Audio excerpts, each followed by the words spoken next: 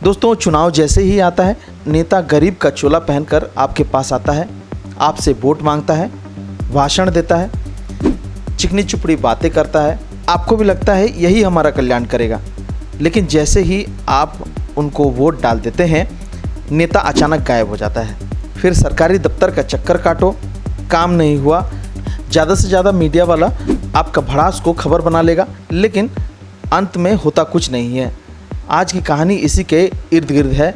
दोस्तों, आपने अक्सर ये लाइन सुनी होगी, नेता गरीब बनकर चुनाव लड़ते हैं और करोड़पति बनकर निकलते हैं।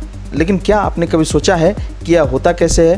क्या सचमुच राजनीति जनता की सेवा का रास्ता है या पैसा बनाने का सबसे आसान धंधा? आज हम इसी सच को खोलकर आपके सामने रखने वाले हैं। देखिए, जब भी कोई नेता चुनाव लड़ता है, उसे चुनाव आयोग के सामने हलफनामा दाखिल करना पड़ता है, यानी अपनी संपत्ति और कर्ज का पूरा ब्यौरा देना होता है। अक्सर देखा गया है कि जो नेता पहली बार चुनाव लड़ते हैं, उनकी संपत्ति लाखों में होती है। कुछ तो खुद को आम आदमी बताते हैं, कहते हैं हम भी आपकी तरह हैं, लेकिन जैसे ही वो एमएलए, एमपी या मंत्री बन जाते हैं, संपत्ति सीधा लाखों से करोड़ों में पहुंच जाते हैं और यहीं पर जनता के मन में सवाल उठना शुरू होता है। भाई, ये चमत्कार कैसे हुआ? अब ज़रा सोचिए, एक आम आदमी नौकरी करता है, बिजनेस करता है, सालों मेहनत करता है, लेकिन नेताओं की संपत्ति 5 साल में दोगुनी तिगुनी। और पहला तरीका, तनख्वाह और सुविधाएं। संसद और विधायक को मोटी सैलरी मिलती है, साथ ही मुफ्त मकान, गाड़ी, टेलीफोन, सुरक्षा स्टाफ और ढेरों भत्ते। दूसरा तरीका, ठेका और टेंडर। सरकार बनने के बाद नेताओं की ठेकेदारों से नज़दीकी बढ़ती है, कई बार ये नज़दीकी सीधे पैसे में बदल जाती है। तीसरा तरीका, ज़मीन और प्रॉपर्टी।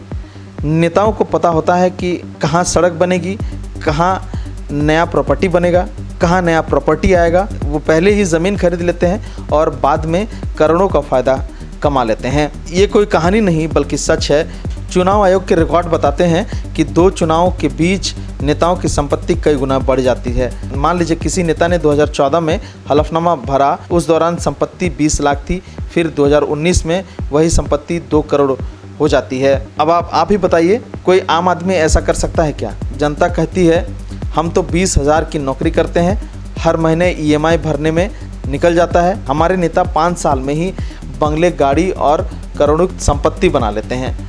सोशल मीडिया पर अक्सर मीम्स बनते हैं, नेता गरीब बनकर आते हैं और अमीर बनकर जाते हैं।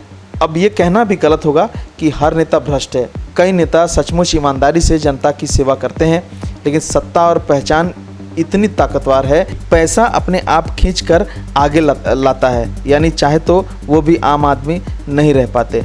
अलग दिक्कत है कि सिस्टम में पारदर्शी की कमी। नेता बिजनेस करें, प्रॉपर्टी में पैसा लगाएं, उस पर कोई कड़ी निगरानी नहीं होती। ऊपर से चुनाव फंडिंग की जाती है, कंपनियां करोड़ों रुपये देती है, लेकिन जनता को कभी नहीं पता चलता कि ये पैसा कहाँ से आया, कहाँ आया।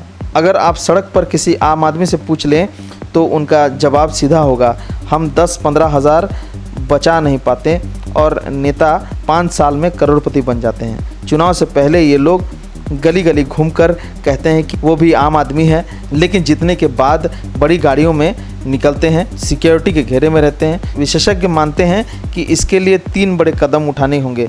पहला, पारदर्शी चुनाव फंडिंग। दूसरा, हर साल नेताओं की संपत्ति का ऑडिट। और तीसरा, अगर संपत्ति आय से ज़्यादा पाई गई तो सख्त कार्रवाई की जाए।